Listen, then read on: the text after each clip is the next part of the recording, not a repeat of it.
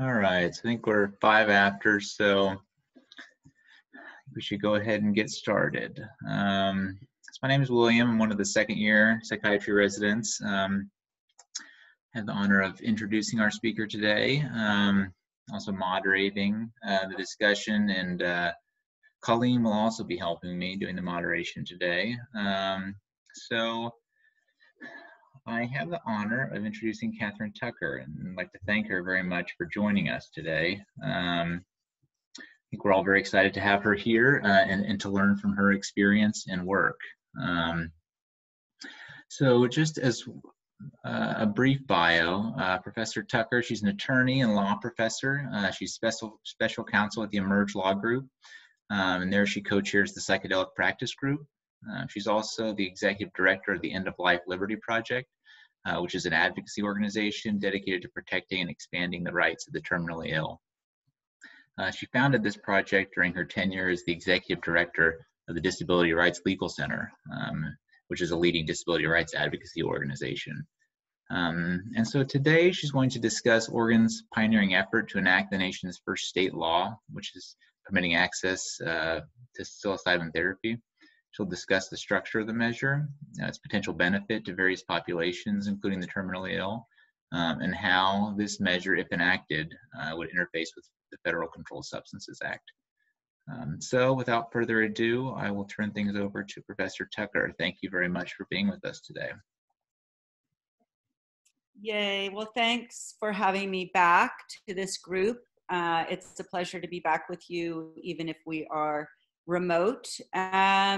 So yeah, mostly I plan to talk about what's happening in Oregon, but then also some other efforts to remove barriers to access to psychedelic medicine, and including in particular psilocybin. So let me see if I can actually advance slides. Here we go. So as you may know, there is a measure headed to the voters this November in the state of Oregon, which is a citizen initiative. Oregon is one of the states that allows for direct democracy, and so if a certain number of citizens sign petitions to put a measure to the voters, that measure qualifies for the ballot. And this year, even though there was the crazy shutdown with the COVID pandemic, which really hampered the normal task of an initiative to gather signatures, there were sufficient signatures gathered to qualify for the ballot. So that is now known as Measure 109. And I'll have a slide at the end with the website in case you are interested enough to Google up the website for the campaign and take a look at the measure. It's very long, and I don't know how many in this group are lawyers, but even for lawyers, it's a long slog to read through that thing. And I'll talk a little bit about that. So Oregon is now stepping forward to be the first state in the country to bring such a measure to voters. As you know, Oregon is not shy about taking unusual and what some would deem controversial measures to the voters. Oregon notably was the first state to bring the end-of-life option, sometimes referred to as death with dignity, other times and more commonly referred to as aid in dying, into state law through a citizen initiative. So here it is again going out front. It is being closely watched nationwide because, of course, as you know, if you're on this call, there is such a burgeoning and sort of wildly expanding interest in what is sometimes called the psychedelic renaissance, the emerging new studies, which many of you may be involved with or closely following, and which I think Michael Pollan, of course, did a nice job in discussing in a big overview in his recent bestseller, How to Change Your Mind. So if you haven't seen that book yet, it's quite a good overview. So what is going on with the Oregon measure? Interesting measure. it sets up a 2-year development program. So one of the first things to know is that even if passed into law this November, it is going to have 2 years of ramp up before any therapy is provided pursuant to the measure. So that's an important thing to know, and I'll talk a bit more about that. The measure lays out in some excruciating detail the specifics of who can obtain various licenses. So this would be a very heavily regulatory program, and licenses could be applied for and granted for anyone involved in the whole array of production of the medicine and the setting up of facilitation centers that would be licensed and the provision of therapeutic services. It's very much a therapeutic service. Oh, what happened there? I'm not sure. Never mind.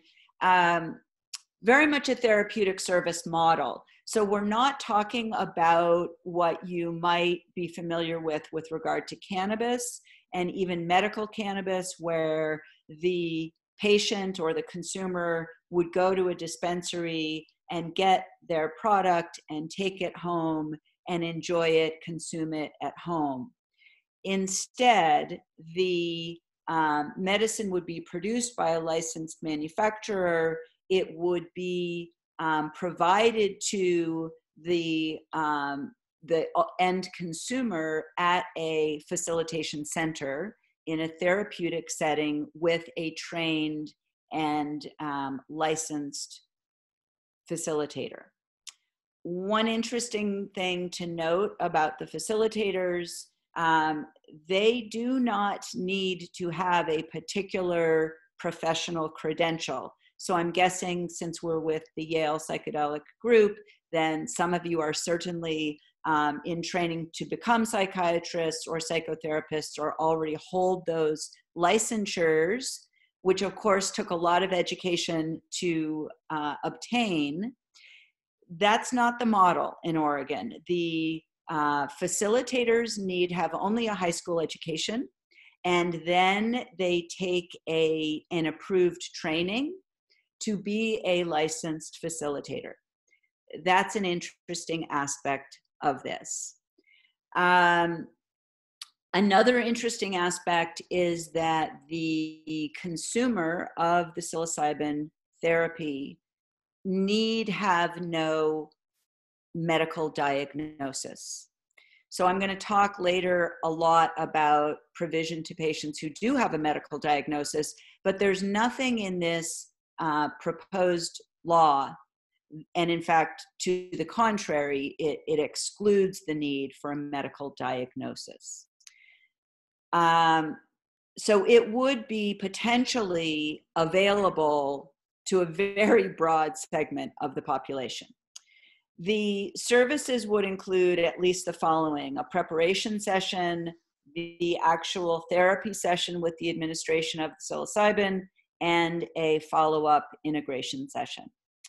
I mentioned no dispensaries. There would be provision for data collection and reporting about the number of people receiving these services. And the measure provides a safe harbor from state, civil, and criminal exposure. And that's really all a state law can do. And I'll talk more about that. So here's this 2-year development period that I mentioned. It would start on New Year's Day, 2021, and it would run for 2 calendar years. And it would be under the Oregon Health Authority and a newly constituted psilocybin advisory board, which is spelled out in the measure to consist of 14 to 16 members appointed by the governor, and 3 members are from the OHA, and they will be tasked with establishing health, safety, education, and training standards, developing industry best practices, and adopting the detailed rules for implementation.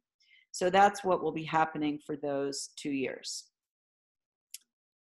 So, turning to potential applications, I mean, certainly I'm imagining most everyone on this call is aware of the potential exciting applications. In particular, the two that seem most notably significant and compelling are for those suffering PTSD, and also specifically in that population, veterans who come back from their duty with very severe and persistent PTSD. So I've given you a few statements made by one of the an Oregon VA medical center provider who is speaking to the fact that this therapy looks so exciting to people who treat that population, and that we don't currently have sufficient tools. And so I think there's tremendous excitement in that community. And with regards to broader other applications, Oregon has considerable mental health issues. The governor has addressed addiction as a public health crisis. 20% of Oregonians are deemed to have mental health condition. That number may have exploded in 2020 with all of the insane stresses that everyone is confronted with. So there are these other applications for addiction and et cetera. I am going to talk a bit because the patient population that I have spent my career in advocacy on behalf of is terminally ill patients. So my excitement and initial interest in these emerging studies has been around the efficacy in relieving persistent treatment-resistant anxiety and depression in terminally ill patients. So I'm just kind of framing it to share with you the reality noted in this slide by Atul Gawande. Many of you may know his work as the medical columnist in the New Yorker magazine and the author of On Being Mortal, which was on everyone's bedside a year or two ago.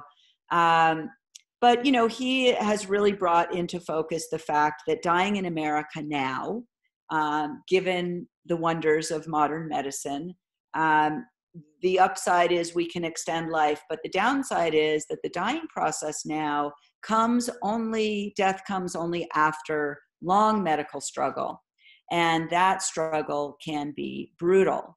So for the clinicians on the call, you can probably skip over this slide, but you know, I've spent my career representing patients dying of ALS or cancer or AIDS or COPD who are confronted by these cumulative burdens of suffering that I've just ticked through some of the realities that they may confront and find themselves in a very brutal, extended struggle as they are dying. So one of the things that's so exciting as an advocate to me about the emergence of psychedelic medicine is that it appears that it has a place to fill a gap in the palliative care toolbox. So I would say in the last 30 years, while I've been doing this work, tremendous progress has been made in the arena of relief of physical suffering for terminally ill patients. And so that field has just exploded over the last 30 years. And we've seen huge changes, including things like, you know, the whole field of hospice and palliative medicine exploded and became its own specialty with its own board certification, its own American Academy of Hospice and Palliative Medicine. And so much has been done to address the physical suffering of patients confronted with terminal illness, that's been really good news. And so the palliative care toolbox now is very robust with modalities and learning and practices that address physical suffering. Having said that, this is not the case with non-physical suffering. So this data coming out from the clinical trials that I'll talk about in a minute, and you're probably familiar with, about the efficacy of psilocybin in particular in reducing anxiety and depression, which are non-physical forms of suffering in patients with terminal illness, is really compelling and exciting.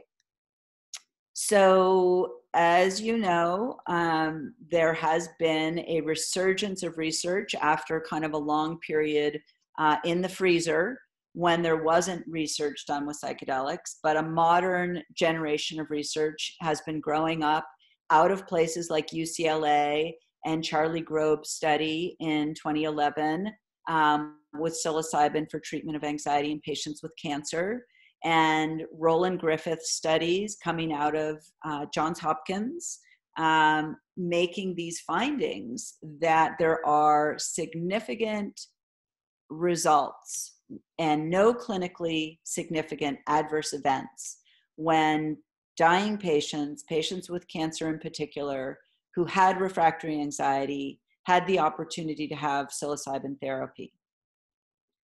And here's a study out of NYU. So as you know, these studies have been proliferating, and they're all finding the same thing: immediate, substantial, and sustained improvements in anxiety and depression. So this is a big deal. And if you are in the end-of-life care community, sitting up and taking notice is necessary, and speaking out. And so here is a statement in the Oxford Handbook of Death and Dying by Ira Byock, who's a physician and who is known widely as a leader in the end-of-life care community. He's a past president at the American Academy of Hospice and Palliative Medicine. He's been a tireless advocate for improving therapies for dying patients, for both physical suffering and now non-physical suffering.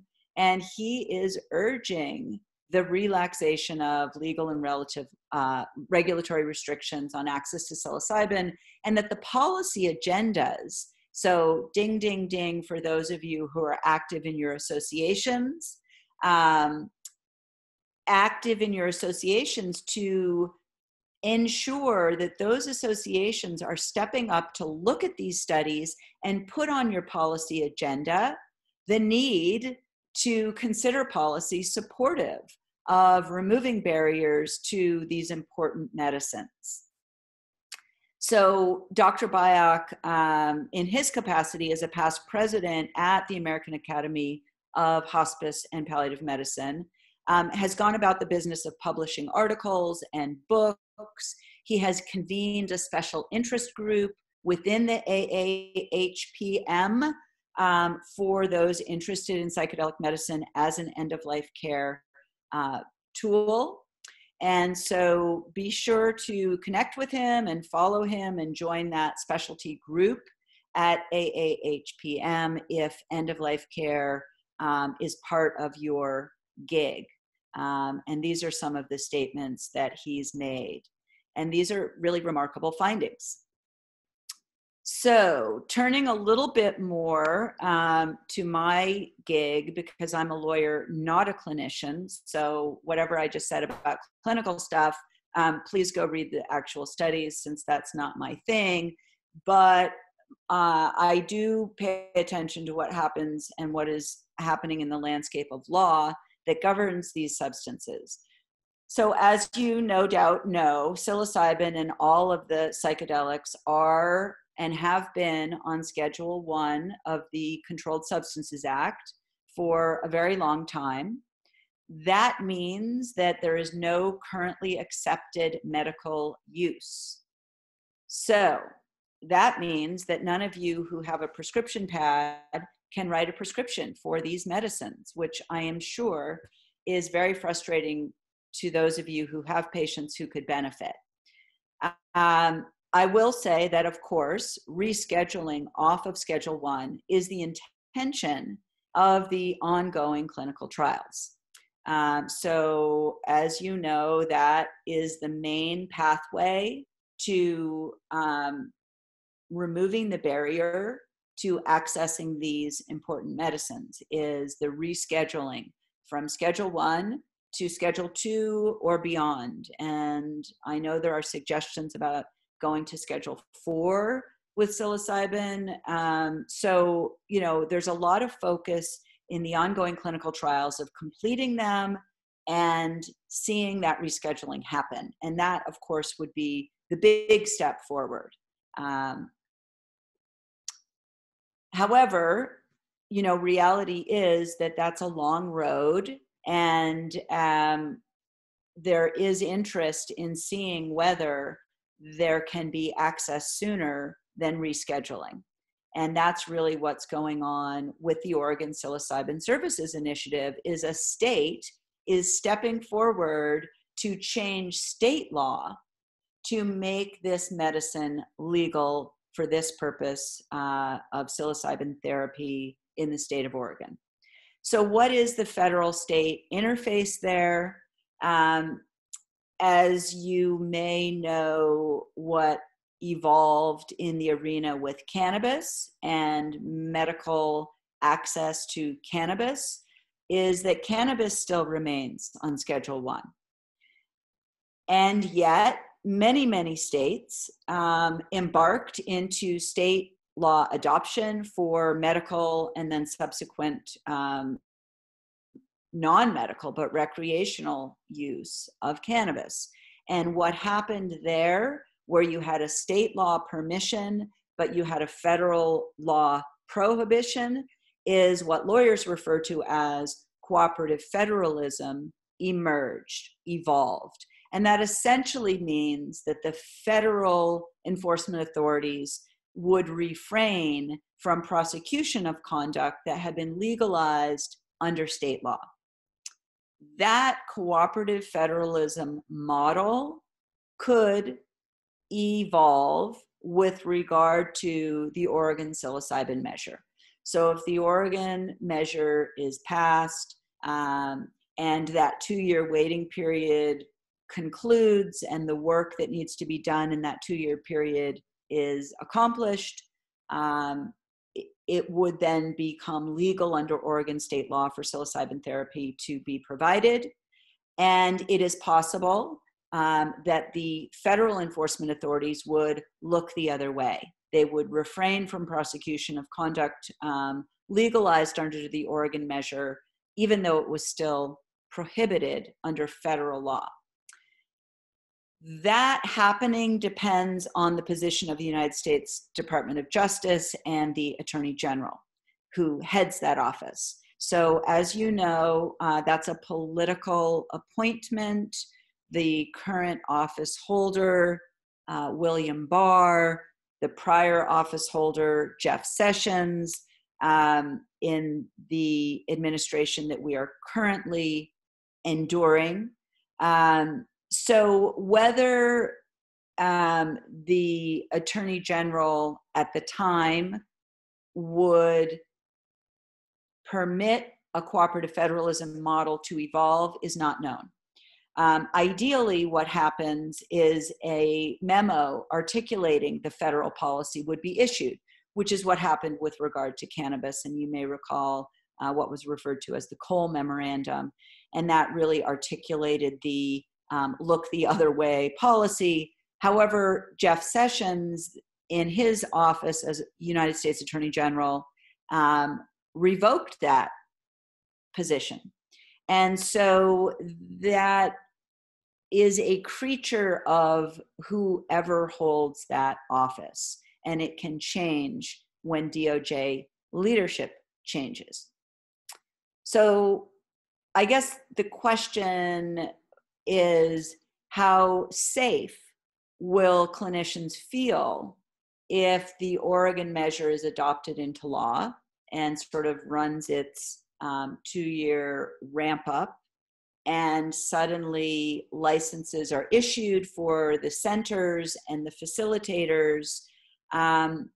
Will there be a feeling that it is safe to provide psilocybin therapy? I think remains a bit in question because of this reality. So I do like to share a theory that I'm working on, and any of you who think it's exciting and interesting are invited to follow up with me.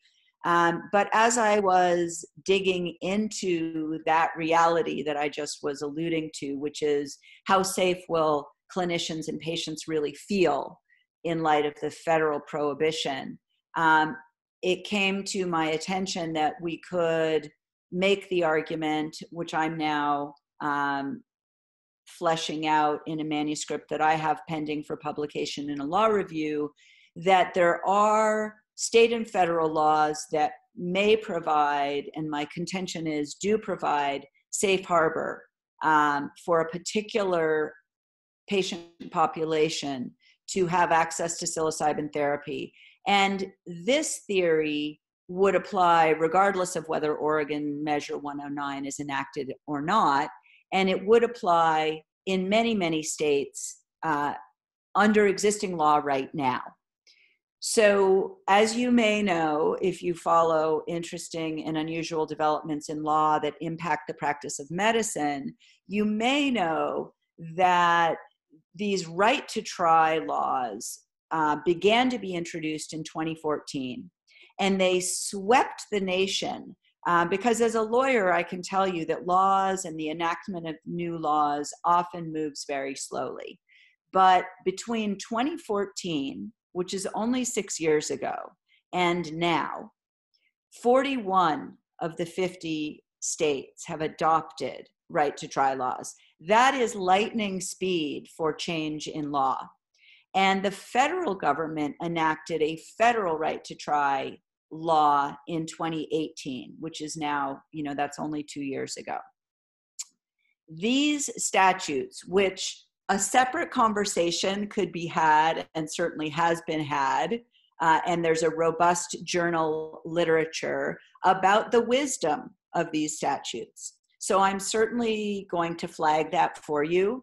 There is a robust controversy ongoing about the wisdom of these statutes, because the argument is, does this undermine the traditional FDA process for approval of new drugs?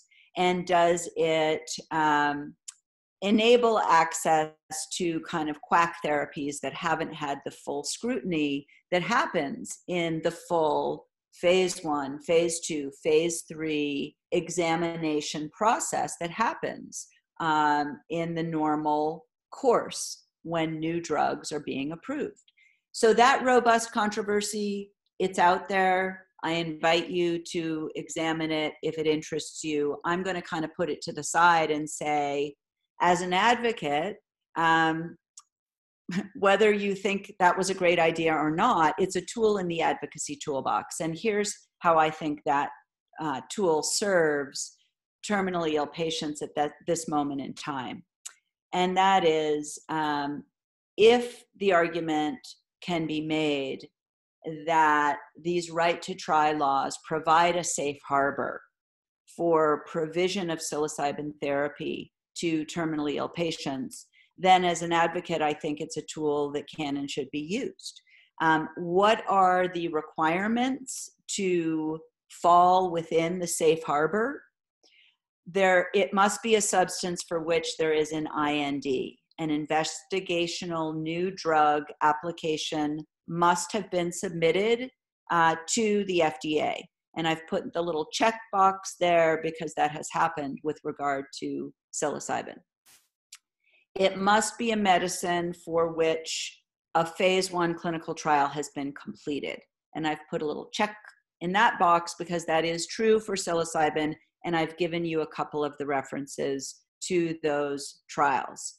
It must be a medicine which remains under active investigation. I've put a check in that box because that is true for psilocybin.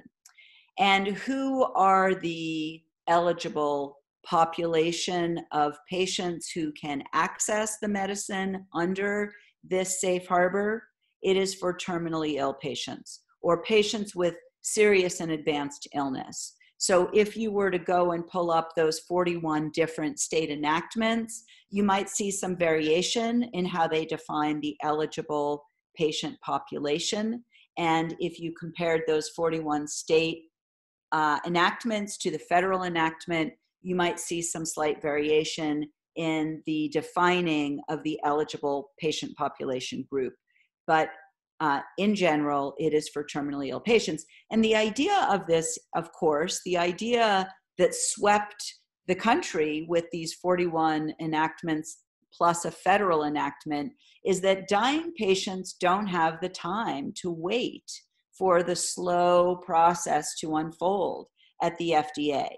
And so if you were to look at the campaigns to enact these right to try measures, and you look at the news coverage and the journal literature from the proponents, they will all be talking about the fact that dying patients, they can't wait for the slow process within FDA traditional approval of new drugs.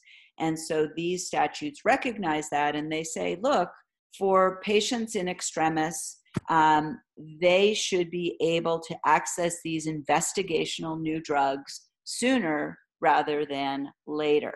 So that's the patient population.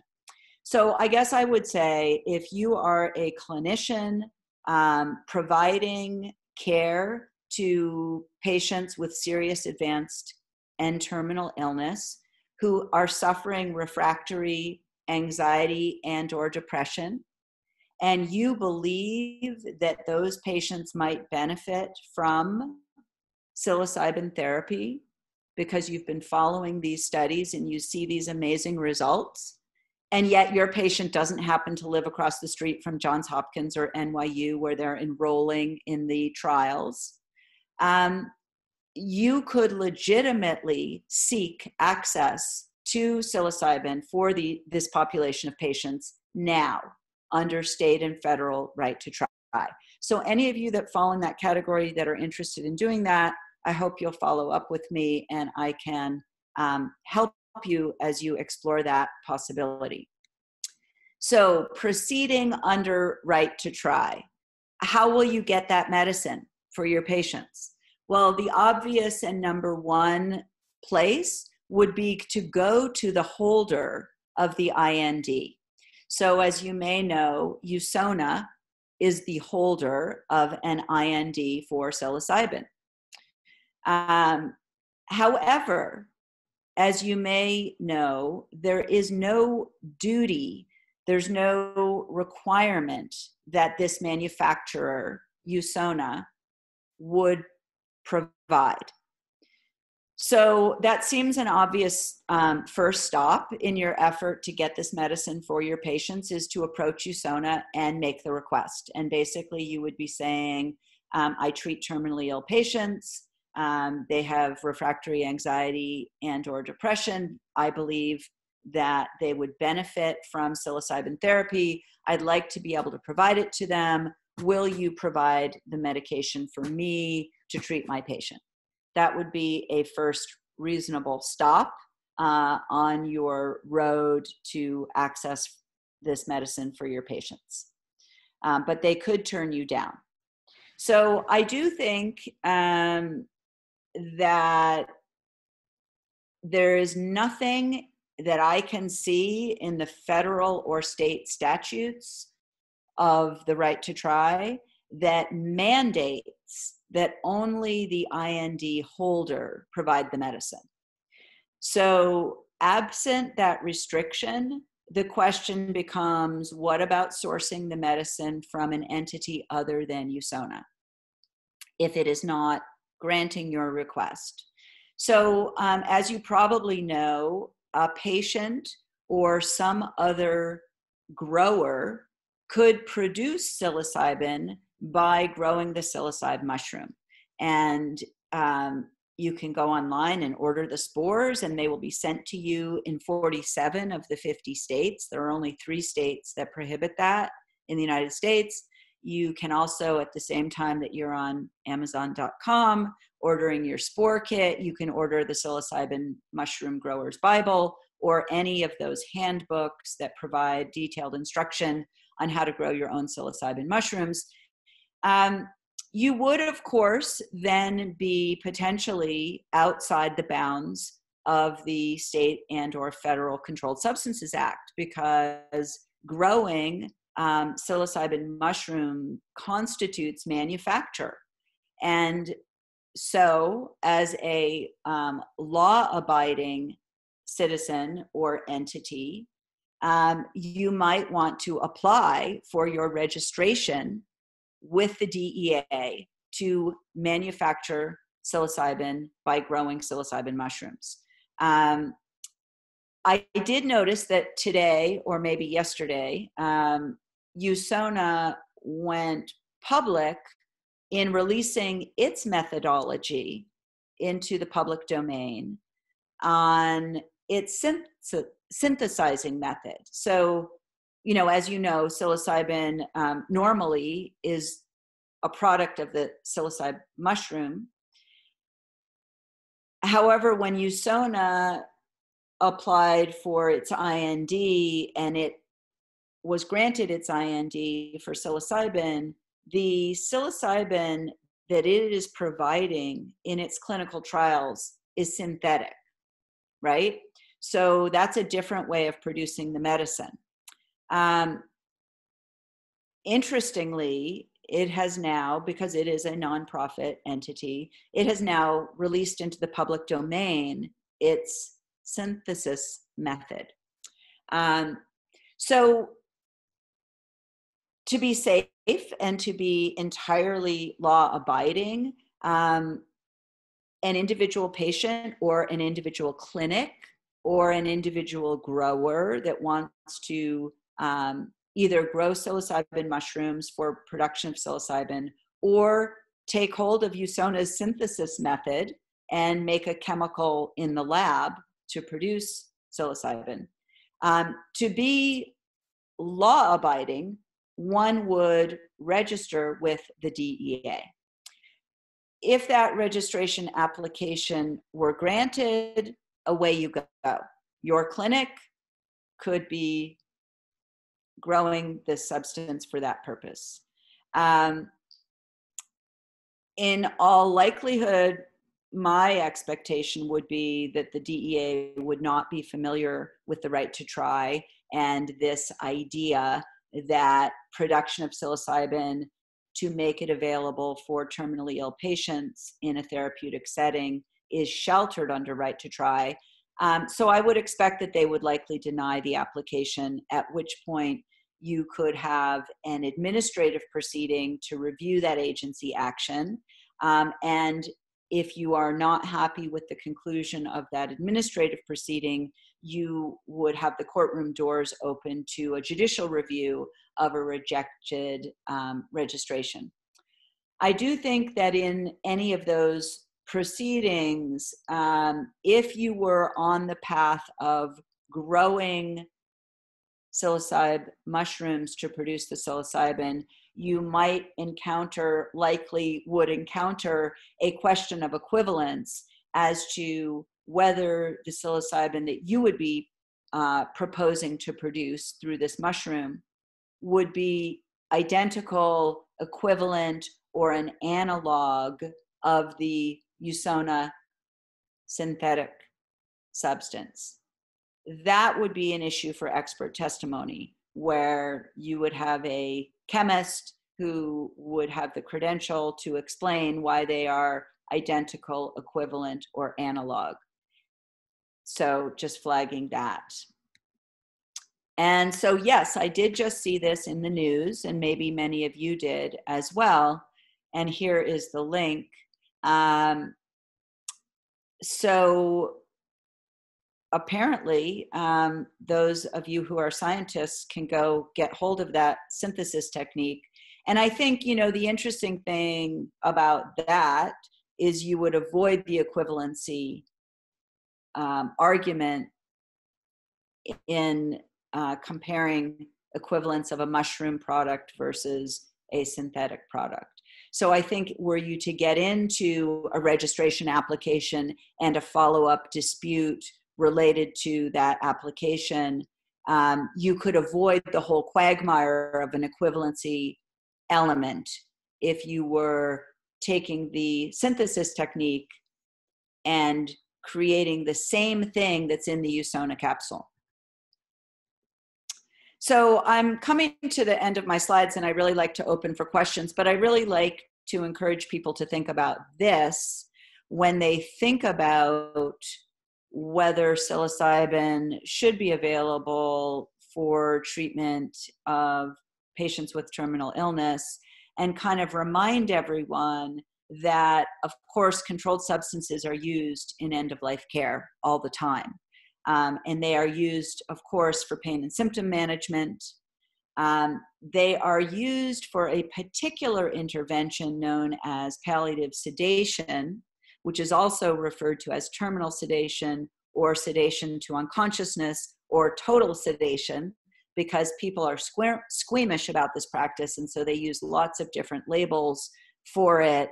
But this is an intervention that is accepted in law and medicine in all 50 states. And I've been involved in cases, for example, where providers have failed to inform patients about this intervention. And that has been the cause for accountability for that provider, because failing to tell a patient about a medically and legally accepted intervention is not best practice. It's not okay to not tell your patient about an intervention that applies to their situation that may be beneficial. So this intervention, known as palliative sedation, is for patients with refractory physical suffering, patients for whom, even with state-of-the-art hospice and palliative care, they don't get relief and they remain suffering with physical distress. That intervention of palliative sedation is where the clinician provides, by intravenous administration, medications which eradicate consciousness. The patient is completely sedated to unconsciousness so that there's no awareness of suffering. Food and fluid are withheld until death arrives. That is an option. We also allow patients in many states now, and in a growing number of states, to choose to advance the time of death if they find their suffering unbearable through administration of controlled substances. And that's referred to as death with dignity or aid in dying. Having said all of that, I think it raises the question, if we allow patients to eradicate consciousness, and if we allow patients to advance the time of death with controlled substances, should we not allow patients the opportunity to elevate and expand consciousness, which is what these studies show happens with psilocybin therapy? I do think, and for those of you who have your research hat on and are researchers, I am planting this seed with everyone that I have the opportunity to plant it with. I think there's a very fascinating, as yet unasked and unresearched question, and that is whether therapy with psilocybin might impact and potentially alter the interest of a dying patient in these other choices, and in particular, aid in dying. So if you remember my slide, I had two slides quoting Dr. Ira Byock, past president of the American Academy of Hospice and Palliative Medicine. Dr. Byock is one of those end-of-life care clinicians who has been adamantly and firmly opposed to the choice known as aid in dying. He holds the hypothesis that if we allow dying patients access to psilocybin therapy, that their interest in advancing the time of death through aid in dying would evaporate. That is an untested and interesting hypothesis. I think it calls out for research. I think we should see enrollment in these clinical trials of patients who have terminal illness and who are considering possibly on the menu of options aid in dying if they find their suffering unbearable, and see whether their experience with psilocybin therapy impacts their interest in that intervention. It's a fascinating question for those of you who do that kind of research. No one's done it. It's an unanswered question. Absolutely fascinating. So I'm going to close my slides and open to questions, but I want to close with offering you the website to learn more about the Oregon measure if it interests you. And then I've given you again these various studies that look at the efficacy and safety of psilocybin in relieving anxiety and depression in terminally ill patients, and hope you are aware of them and can become voices for expanding access to these important medicines. And then I think I end with this disclaimer, blah, blah, blah. And I'll flip back to my first slide before we start questions. So if you want to reach me via email or website or telephone, I hope you'll feel free to do that. And now I'd like to open it to questions. Thank you very much. A very interesting talk. I mean, a lot of new information for me. I'm very interested to see what questions everyone has. A lot of people who've been on these calls before probably already know the procedure, but just to remind everyone, if you can raise your hand, use the raise hand function, and then we will call on you and unmute you so you can ask your question. If you don't feel comfortable asking the question, you can go ahead and type it in the chat, and we can read it for you. But just to promote discussion, if you do feel comfortable asking, it'd be great if you would ask the question, and if you could turn on your video, I think that would also enhance the discussion as well. And so with that, let's see. So first hand I see up is Rob Palmer. So I'll unmute you and you can go ahead with your question. All right. Professor Tucker, thank you so much for that presentation. Super educational.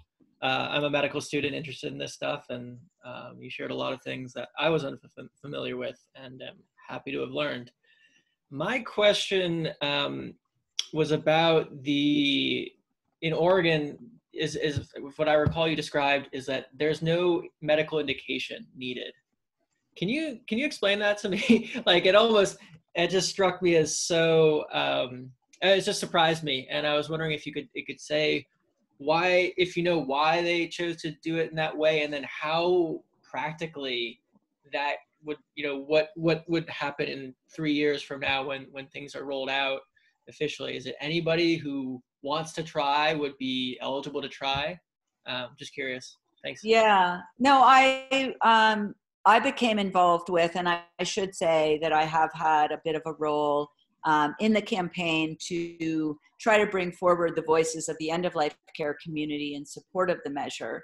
So I have had some involvement with the campaign, and I've been, pleased to be able to do that. I came into it after the measure was drafted, so I can't say that I was part of the thinking on that. And I think it's admittedly an unusual aspect of it. What the sponsors of the measure will say, and they're both psychotherapists with practices in Portland, is that, there are a broad range of people who would benefit. And as you know, there have been studies of the so-called healthy normals as to what the impact for healthy normal people is when they have access to these medicines. And of course, Michael Pollan's book talks about it. And I think he probably thinks of himself as a healthy normal who talked about his experience. And so I think the goal was to not limit it to just people with a diagnosed medical condition. Having said that, I will say, because a lot of my work, I interface with clinicians who treat dying patients. And, what I have heard many of them comment is, well, for my patients who are often medically complex and fragile and may have a lot of medications that they're on related to the treatment of their illness, I would, of course, want to be in position to refer my patients who want psilocybin therapy to someone who holds some very fancy credentials in the therapeutic clinician domain. So, I think that that may be really important for the terminally ill patient population, but for the healthy normal who might want psilocybin therapy, maybe that won't be necessary. But it's certainly going to be for a much broader population than just people with a medical diagnosis. Thanks. Yeah. So we have another question in the chat from Jordan. So he writes, is right to try only for palliative patients, or is this also potentially open to other patient populations, i.e. treatment-resistant depression? Right. Well, so as I mentioned, right to try only refers to patients who have advanced and serious illness. And again, you would want to drill down into the definition in your particular state, if your state has adopted a state right to try, and see how they define the eligible patient population. And you'd want to take a look at the federal statute for how it defines it to get the exact language. Some are a little more general in saying something like advanced and serious illness, and some say terminal, which typically means a prognosis of 6 months or less life expectancy. So you'd want to drill down into those particulars. But yes, under any of the right to try, it has to be under that umbrella. So it has to be in that patient population. And then, of course, in that patient population, it is for those patients who have anxiety and depression. So that's who it would be available to.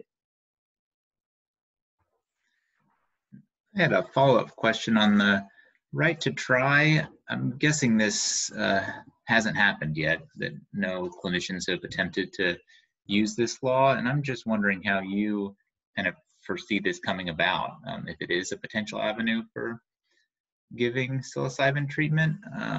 Do you see it like a clinician giving it to a patient, it becoming a court case that rises, to the level of the Supreme Court, or do you see like a less dramatic story happening? Yeah, super interesting question. It has not happened as yet. There is no discussion of the theory in any of the legal journal literature. I have the article I mentioned that is in press with a law review for publication this fall, and I think it will be the first, to my knowledge, to lay out this theory. And at this moment, it really is a theory. But I have been approached by some clinicians who treat dying patients who have reached out to, because they know of my work, and who've reached out to say they want to access this medicine for their patients. And so we are looking at strategies. And, part of what I'm inviting those in this group, if you are such a clinician, to reach out, because we are in the strategy development phase right now. And there are certain things, in my view, that would make a test case in a particular jurisdiction more favorable than in others. So I'd want to talk in some detail with interested clinicians about that. But yes, I'm interested in hearing from clinicians who believe that this medicine could benefit some of their patient population, and who would be interested in exploring the possibility of going forward in a right to try strategy. There are a lot of considerations to take into account. Mostly in my 30 years of representing clinicians in various advocacy efforts, I have found clinicians to be extremely cautious creatures by nature and training. And so in general, I haven't worked with clinicians who want to overstep a legal boundary and wait to be prosecuted. So, there are ways to avoid that, where if you wanted to go down this path, you could pursue essentially everything on a law-abiding path where you submitted your registration application. You run a clinic where part of your patient population would benefit from this term ill category eligible for right to try. That clinic could submit a registration application to the DEA for permission to grow or synthesize for this purpose. And that would be very much towing the legal line. And then if the registration was not granted, it would open the courthouse door to a lawsuit where no law would have been broken, but the court would rule on whether the safe harbor of right to try in fact applies in this scenario. And that would give you the protection of a court ruling before you actually went forward. And usually that would be sufficient comfort for even a cautious clinician. Hi, Kathryn. I'm going to throw out a few questions here. I did hear that there were some patients in Canada that were granted right to try. Do you have any information on kind of what came of those cases? Yes. So I love that question because, of course, we should look to what's happening at our neighbor to the north. Canada has been super progressive, as you may know, with regard to end-of-life liberty. The entire country of Canada has the right to choose aid in dying. And in fact, it has a much broader right than is permitted in the US in even the states that permit aid in dying, through a high court decision in what's known as the Carter case in Canada a few years back under the Canadian Charter of Rights and Freedoms, which is the somewhat similar to the United States Constitution. So Canada's been very progressive around end-of-life liberty. And TheraPsil, which is the Canadian entity that has been working with patients to remove barriers to access to psilocybin, has been successful now in having a number of individual petitions by patients granted by the health authority. And so similar to what I was suggesting with regard to right to try is if a registration application were submitted in the US and granted, it would be somewhat akin to the grant of approval to access in Canada. So I am really interested that that's happened there. I know that there was the potential preparation to take the matter to court if the petitions were denied. The petitions were not denied. And so they had a very early positive outcome from their advocacy effort, which is they submitted the petition to the health authority and the health authority granted it. That could happen here with regard to a registration application. I like to think that a really well prepared one could possibly be granted. It hasn't been pursued yet, but I think it's interesting. And I think being able to kind of point to what happened in Canada is useful. Great. Thank you for sharing that. When you spoke about different ways that like somebody could apply for DEA registration to manufacture psilocybin, or a patient growing or something, would it be an option for that in some of these states where decriminalization has occurred? Like what sort of legal boundary would be sort of crossed in that, as far as patients in the decriminalized area supplying their own supply and then being administered, you know, by a physician or somebody, like a BYOB type situation? Right. Well, I appreciate the question. And I think, you know, understanding how these different efforts either complement or are in parallel with each other is part of the task of being educated in this domain. And it's sort of no small task because, as you know, there have been these efforts bubbling up around the country where activists haven't been willing to be patient, right? And so we saw the Denver decriminalize effort and Santa Cruz, and they're going on all around the country, Washington, D.C., Chicago, Ann Arbor. So these are they're typically municipal.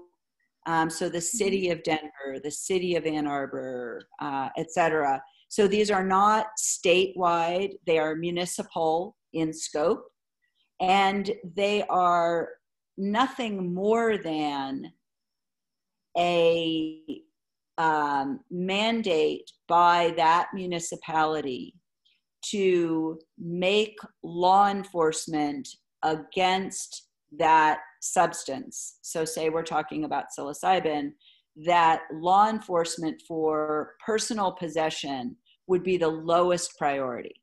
So it doesn't legalize it, it makes it the lowest law enforcement priority. And it only pertains in that municipality.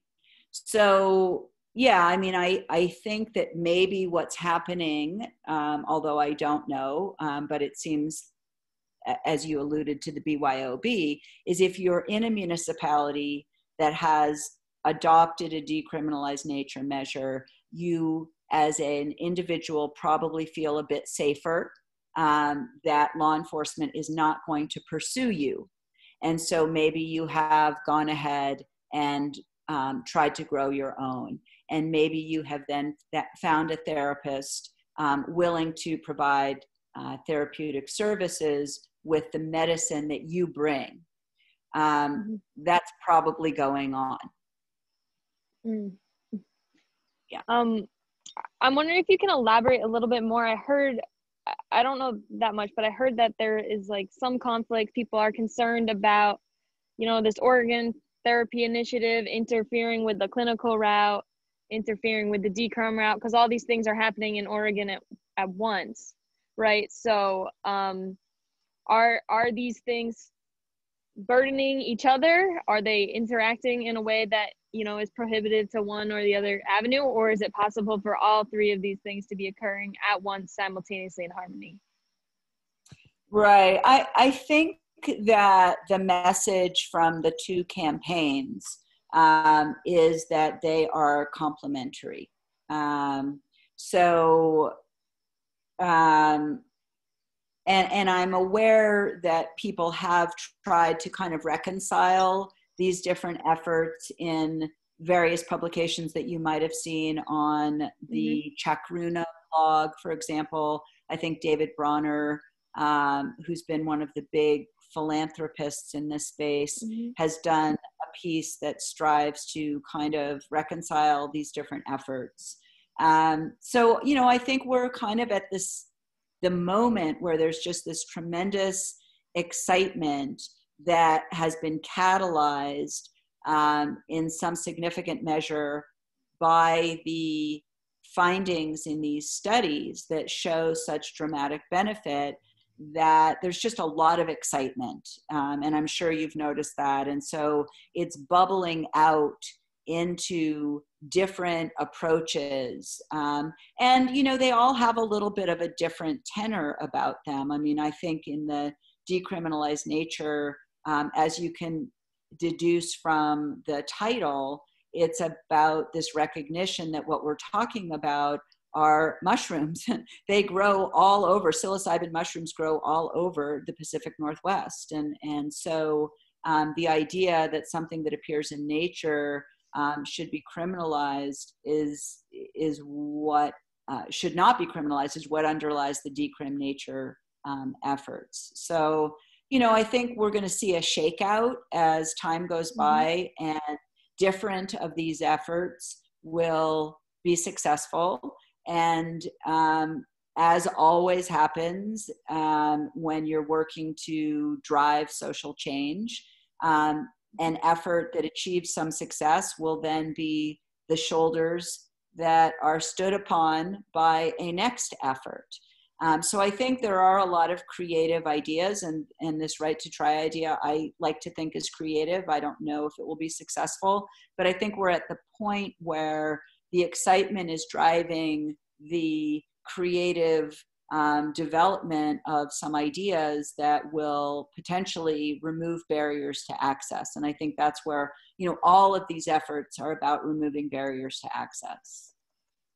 And we don't know yet which will be successful and which will eventually sort of serve as the model that is then pursued elsewhere. Okay, great. Thank you. I think we got Jordan has a question. So Jordan.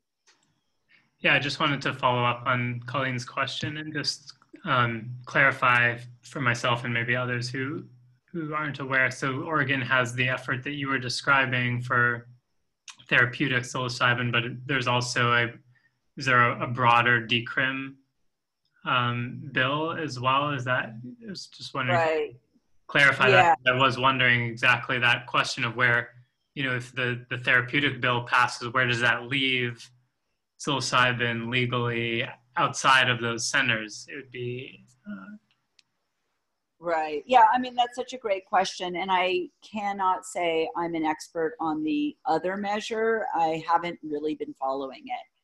But I think if you just kind of Google your way around the web, you can find plenty of information about that other measure. I believe the other measure was largely promoted and sponsored by Drug Policy Alliance.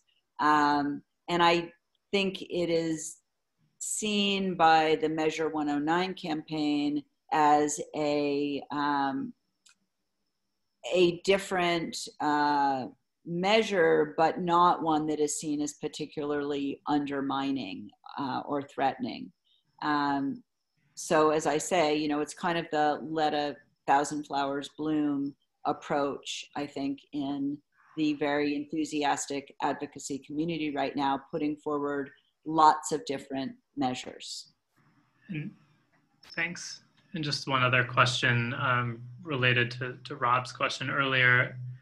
And what you mentioned, I was just curious if the therapeutic bill says anything about the medical oversight for, say, more complicated patients who are on medications who'd be coming to these centers looking for psilocybin. Are they putting in place,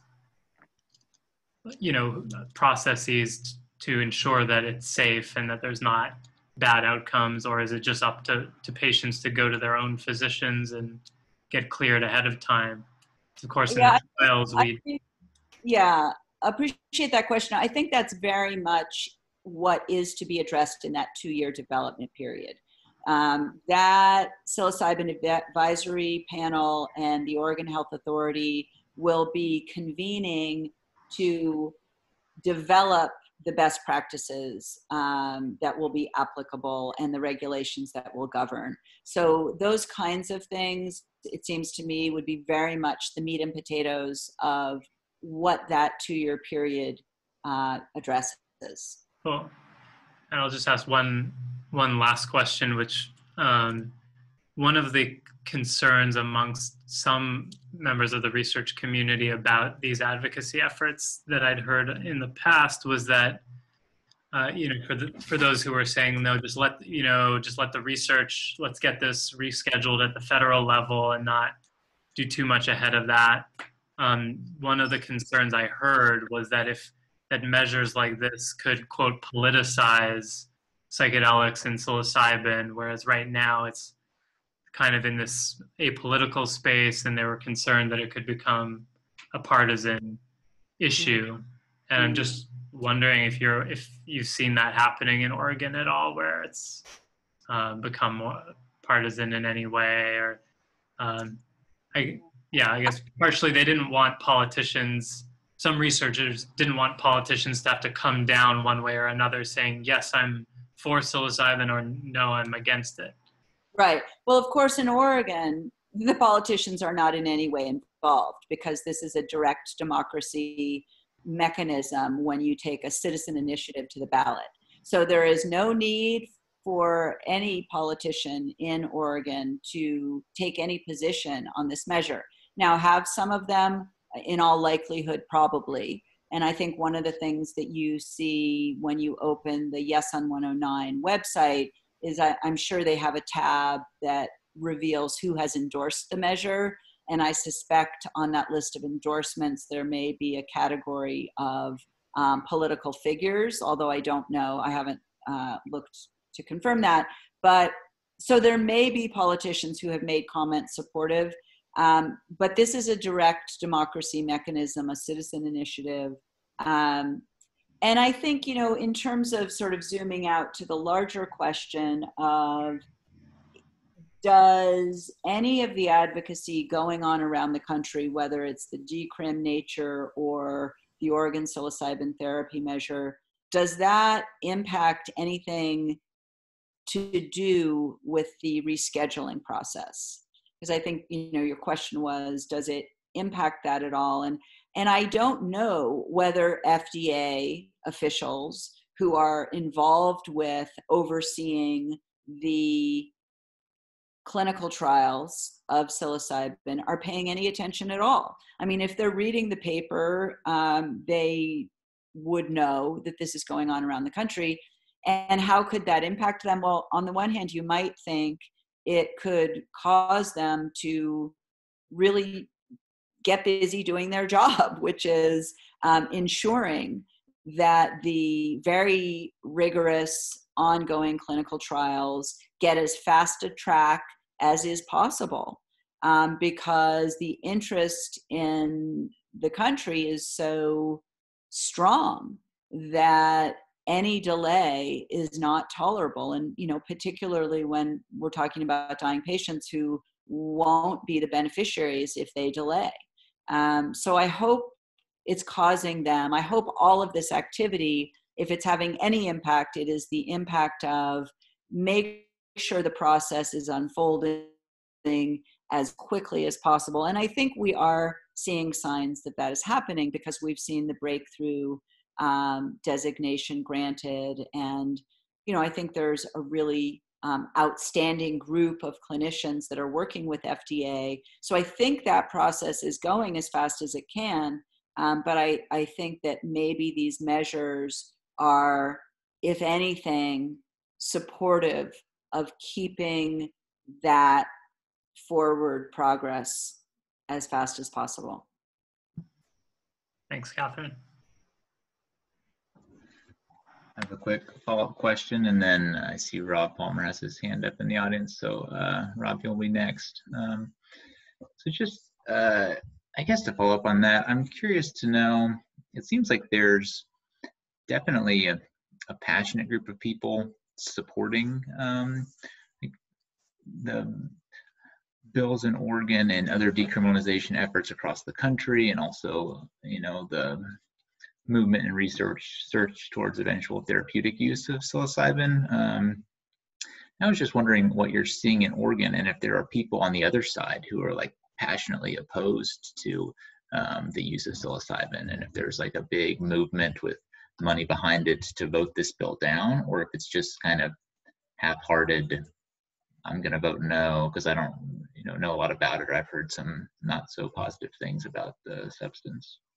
Right. Well, having worked so many years in a field where there are very active and robust opponents.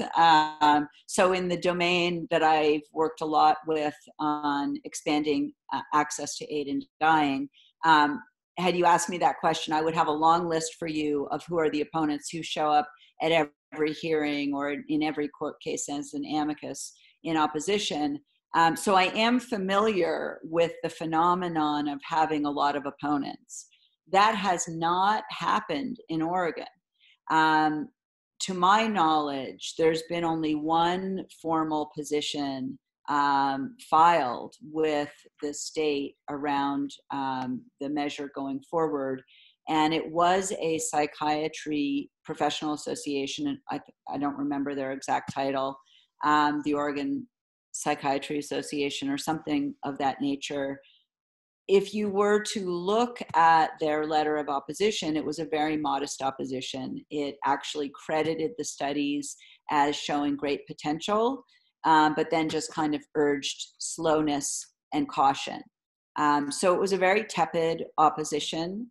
And I think, again, because the Oregon measure does not call for credentialed professionals, it may have also, I don't know, but I have a suspicion that it may have come from a little bit of a protection of practice sentiment, because, as you know, there's a long history of various license holders being very robust in their defense of their licensure and not wanting other less highly qualified individuals providing the care that they think it is their domain to provide.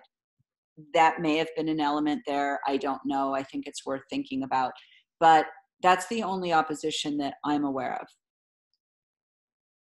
which is really interesting. And as you know, we were chatting before the event started, we now find ourselves coming up on this election with so much mental health distress in Oregon and across the country. But of course, Oregon has been very much and still is in the crazy wildfire crisis and catastrophe, and the COVID catastrophe. And Portland had so much racial justice demonstrations that it almost seems that this vote on whether an additional mental health tool should be available strikes me as difficult to vote against when there's so many converging mental health crises.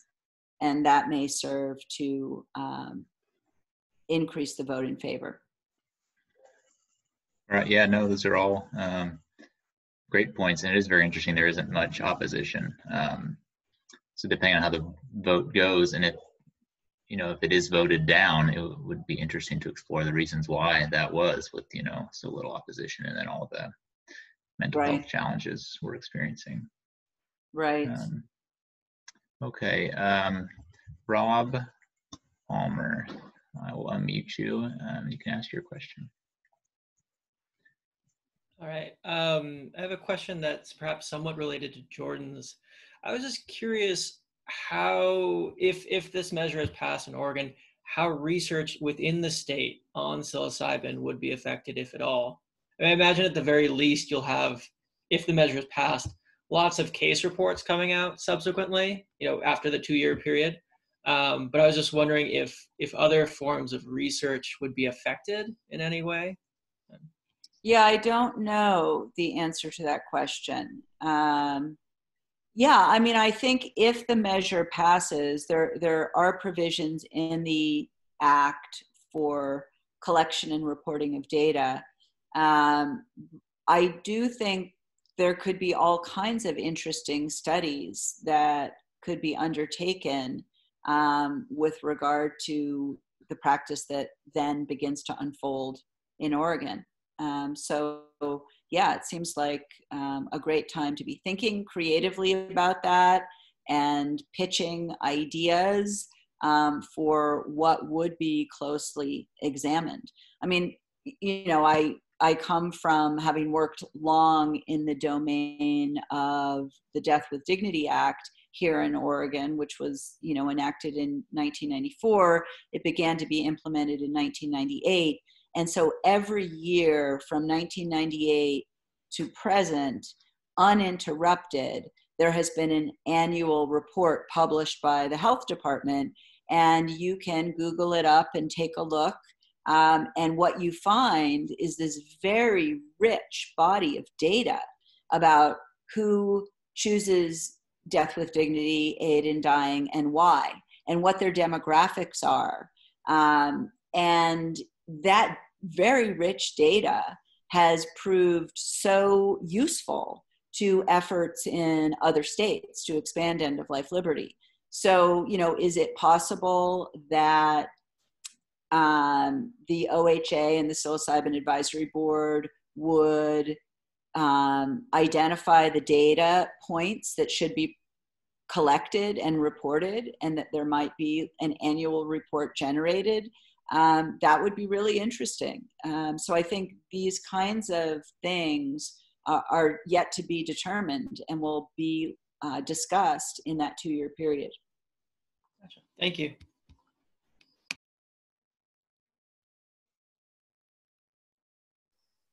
I have a couple more questions, so come up here if nobody else does. You discussed this Oregon initiative is going to outline some who can practice as long as they have appropriate training. What is the criteria for that appropriate training? Is that yet to be determined, or are they going to be reviewing all the psychedelic therapy training programs and whatnot? Like, what's that look like? I think it's yet to be determined. And again, that 2-year period gives plenty of time for addressing what would be the necessary training in order to get the license to be a facilitator. So yet to be determined. I mean, there are, of course, as you know, a multitude, what seems like a plethora of training programs already being offered. And I know I'm on various listservs where I get notice about trainings for how to be a facilitator. A lot of them are targeted at people who already hold a therapy credential. And so, you know, what is going to be called for under the Oregon measure yet to be determined. But it's not as if one is starting from scratch. There are a lot of these programs already on the market and already enrolling students and conducting trainings all the time. Yeah, I think that most of them are already targeted at people who have licensure. I know I just saw MAPS promoting a new one that's like integrating Indigenous wisdom. You're going and traveling around, doing intensive with different Indigenous groups and whatnot. But that, you know, that doesn't come out with a degree. And I think that people will be drawn particularly to be like, oh, I can go to Oregon because I don't have to do my social work degree if I train, or, you know, or creating space for someone that's like, oh, you know, I just went and trained for 5 years with the Mazatecs. Like, do they not have value because they don't have a degree? So I feel like it's like an interesting space for like that to kind of open up in that discussion between, you know, only licensed providers versus people that have experience and, you know, potentially could do just as good a job but don't have that licensure. So that's interesting. One other question I had is, I don't know, do you think it would be too much to ask for some sort of push along with like a right to try, with a right to try also for caregiver distress? I think like for people who are taking care of people with those terminal illnesses, like in a way to make it more of like a family therapy type process. You see, is there any sort of like legal way of that happening? Or appreciate the question. It's certainly not going to be possible under existing law. So again, if you look at the state and federal statutes related to right to try, there is a very clear definition of who is an eligible patient. So you need to just open up those statutes and take a look, and it does not extend to caregivers. And again, I mean, I will say one of the things about applying right to try in this context is, if you recall the purpose of those measures, they are originally designed to enable a patient dying of a terminal illness to access a therapy that might be life-saving. I do think that one of the interesting questions about applying right to try to psilocybin is, you could imagine an opposition argument being that psilocybin therapy is not curative. And of course, that's true. I do think it can be, and the strong argument can be advanced, that it could be life prolonging, because much like, you know, Dr. Bayak's hypothesis mentioned earlier, if a patient has psilocybin therapy, they may no longer be interested in choosing aid in dying. So, you know, particularly in states like Oregon, which have long allowed dying patients to advance the time of death through aid in dying, one could say that having access to psilocybin therapy could be life prolonging. But these are kind of the interesting deep dive questions that are yet to be explored and answered with regard to the right to try theory. So stay tuned for future. Yeah, and I would say in addition to life prolonging, maybe even if not life prolonging, but quality of life improving. You know? Yes. So even if it doesn't prolong it, just boosting that up. Most certain. All right. Well, I think we're gonna wrap up here, unless anyone has any last minute questions. But really appreciate you coming to speak to us again. It's good to have you back. Really appreciate us for the update. All right. Thanks so much. Thank you very much, Thank you, everybody, Professor for Tucker. coming. It's great having you here. Thanks, Kathryn. Take care. All right. Stay safe. Bye. Bye.